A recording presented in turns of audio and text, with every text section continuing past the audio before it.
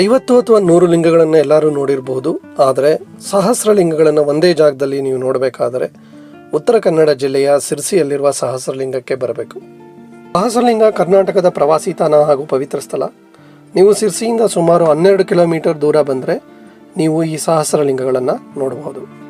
ಸೊಂಪಾದ ಕಾಡುಗಳಿಂದ ಸುತ್ತುವರೆದಿರುವ ಹಾಗೂ ಶಾಲ್ಮಲಾ ನದಿಯ ನಡುವೆ ನೆಲೆಗೊಂಡಿರುವ ಸಹಸ್ರಲಿಂಗವು ಕರ್ನಾಟಕದ ಎಲ್ಲ ಮೂಲೆಗಳಿಂದ ಆರಾಧಕರನ್ನು ಸೆಳೆಯುತ್ತದೆ.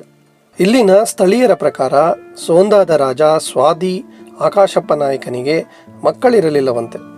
1008 ಶಿವಲಿಂಗಗಳನ್ನು ಮಾಡಿ ಮಕ್ಕಳ ಭಾಗ್ಯವನ್ನು ಪಡೆಯುವಂತೆ ಪುರೋಹಿತರು ರಾಜನಿಗೆ ಸಲಹೆ ನೀಡಿದ್ದರು.